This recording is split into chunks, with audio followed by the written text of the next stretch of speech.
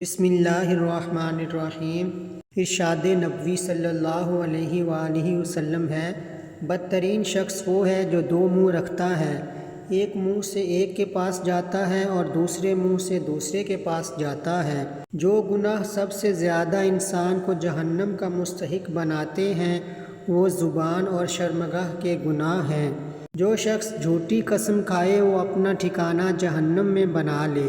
سب سے بدتر کھانا اس شادی کا ہے جس میں مالدار بلائے جائیں اور محتاج چھوڑ دیے جائیں۔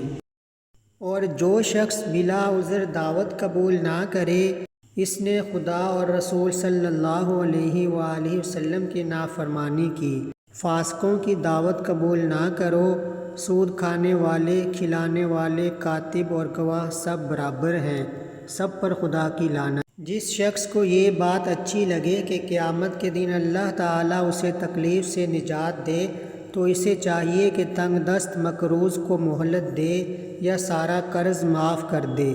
جو غرور کی وجہ سے اپنے کپڑے کو دراز رکھے گا قیامت کے دن خدا تعالیٰ اس پر رحمت کی نظر نہیں ڈالے گا۔ ہر امت کے لیے ایک فتنہ ہے، میری امت کا فتنہ مال ہے۔ دولت مندوں کے پاس کم جایا کرو ورنہ خدا کے احسانات کی قدر جاتی رہے گی۔ وہ شخص بدترین انسانوں میں سب سے برا ہے جو لوگوں کی خطاؤں سے درگزر نہیں کرتا، معذرت کو قبول نہیں کرتا اور کسی گناہ گار کے گناہ معاف نہیں کرتا۔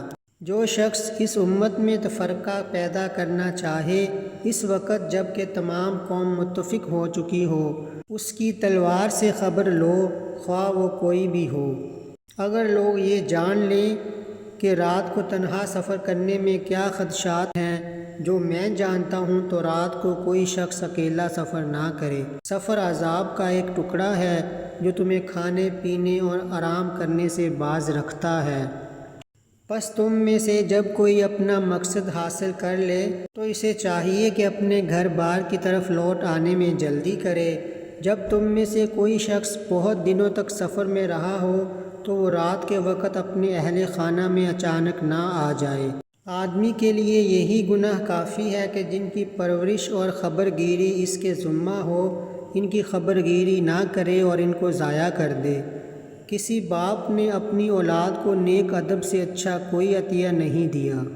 تم میں سے ہر شخص اپنے بھائی کے لیے آئینہ ہے، سو اگر اس میں کوئی بری بات دکھائی دے تو اسے دور کر دینی چاہیے۔ مسلمانوں کی باہمی محبت و شفقت کی مثال ایک جسم کی سی ہے کہ جب جسم کا کوئی حصہ تکلیف میں ہوتا ہے تو سارا جسم بخار و بے خوابی میں مبتلا ہو جاتا ہے۔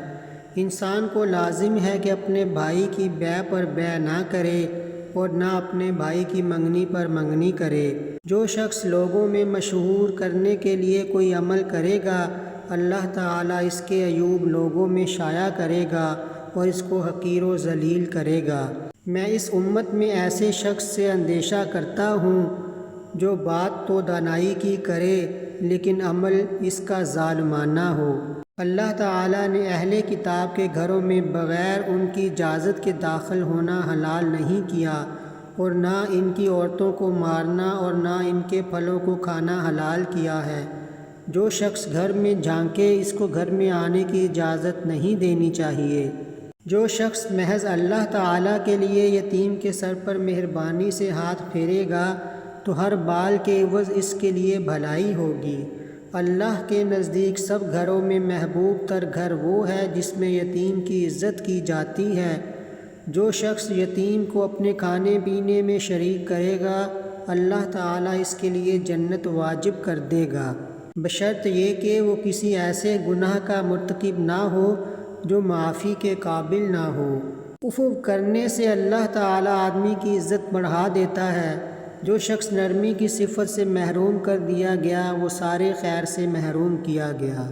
جب کسی فاسق آدمی کی تعریف کی جاتی ہے تو عرش اعظم کانپ اٹھتا ہے۔